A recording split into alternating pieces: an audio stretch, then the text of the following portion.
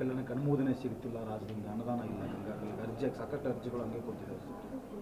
ನನಗೆ ಗೊತ್ತಿಲ್ಲ, ಅವರಿಗೆ ಕೇಳಿ. ಗಂಗಾ ಕಲ್ಯಾಣ ಸರ್, ಗಂಗಾ ಕಲ್ಯಾಣಿಗೆ ಏನಾಗಿರ್ತದೆ, ಲಿಮಿಟೆಡ್ ಇರ್ತದೆ ರೀ, ಟಾರ್ಗೆಟ್ ಲಿಮಿಟೆಡ್. ಈಗ 10,000 ಅರ್ಜಿ ಇದ್ರೆ ಅಲ್ಲಿ ಎಷ್ಟಿದೆ ಹಣಕಾಸಿನ ಲಭ್ಯ ಮೇಲೆ ಕೊಡ್ತಾರೆ. ಎಲ್ಲ ಇಲಾಖೆಗಳು ಎಲ್ಲ ಸರ್ಕಾರಗಳಿಗೆ ಬಂದಾಗ ಅದೆಷ್ಟಿರುತ್ತೆ. ಈಗ 10,000 ಈಗ ಮನೆ ಒಂದು 5 ಲಕ್ಷ ಮನೆ ಬೇಕು, 5 ಲಕ್ಷ ಮನೆ ಕಟ್ಟೋಕ್ಕಾಗುತ್ತೆ ಒಂದು ಏಟಿಗೆ ಹಂತವಾಗಿ ಕಟ್ತಾರೆ. ಸೊ ಕೇಳಿರ್ತಕ್ಕಂಥ ಅರ್ಜಿಗೆ ಸಮರ್ಪಕವಾಗಿ ಯಾವುದೇ ಇಲಾಖೆಯಲ್ಲಿ ಯಾವುದೇ ಸರ್ಕಾರ ಬಂದು ಸಂಪೂರ್ಣ ದುಡ್ಡು ಕೊಡೋಕ್ಕಾಗಲ್ಲ ಅಂತ ಕೊಡ್ತಾರೆ ಅದನ್ನ. ಇನ್ನೊಂದು ಮಾದಾಯಿ ಸಂಬಂಧಪಟ್ಟ ನಿನ್ನೆ ಮತ್ತೆ ಹೋರಾಟಗಳಾಯಿತು ಜೋಶಿಯವರ ಮೇಲೆ ಕಚೇರಿ, ಎಲ್ಲೋ ಒಂದು ಕಡೆ ರಾಜಕಾರಣದಿಂದಾಗಿ ವಿಳಂಬ ಆಗ್ತದೆ ಅಂತ. ಅಲ್ರಿ, ಫಂಡಮೆಂಟಲ್ ಪಾಯಿಂಟ್ ನಿಮಗೆ ಗುರ್ತದೆ ಅಲ್ವಾ? ನೀವು ಅದನ್ನು ಸರಿಯಾಗಿ ಹೇಳ್ಬಿಟ್ರೆ ಈಸಿ ಆಗುತ್ತೆ. ಎನ್ವೈರ್ಮೆಂಟ್ ಕ್ಲಿಯರೆನ್ಸ್ ಕೇಂದ್ರ ಸರ್ಕಾರ ಕೊಡಬೇಕು. ಟೆಂಡರ್ ಕರೆದು ಕುತ್ಕೊಂಡಿದ್ದೇವೆ, ಮುಖ್ಯಮಂತ್ರಿಗಳು ಕೂಡ ನೇರವಾಗಿ ಹೇಳಿದ್ದಾರೆ. ಇದರಿಗೆ ಅನುಮಾನ ಇದೆಯಾ? ಗೋವಾಗೆ ಬೇಕಿದ್ದಾಗ ಓವರ್ನೈಟಲ್ಲಿ ನಮಗೆ ಕಾರವಾರ ಭಾಗದಾಗೆಲ್ಲ ಎನ್ವೈರ್ಮೆಂಟ್ ಕ್ಲಿಯರೆನ್ಸ್ ಕೊಟ್ಬಿಟ್ರು ಗೋವಾಗ, ನಮಗೆ ಯಾಕೆ ಕೊಡ್ತಾ ಇಲ್ಲ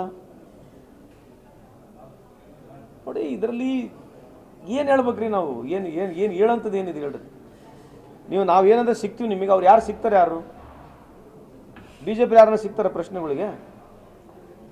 ಅವರೆಲ್ಲ ಮೋದಿ ಸಾಹೇಬ್ರ ಅಭ್ಯಾಸ ಮಾಡ್ಕೊಂಡ್ಬಿಟ್ರು. ಮೋದಿ ಸಾಹೇಬ್ರು ಇಲ್ಲಿ ಪ್ರೆಸ್ ಮೀಟ್ ಮಾಡಲ್ಲ, ಇವ್ರು ಪ್ರೆಸ್ ಮೀಟ್ ಅಂದರೆ ಕರೆದು ನಮ್ಮನ್ನು ಬೈದು ಹೋಗ್ಬಿಡೋದು ಆಟೆ.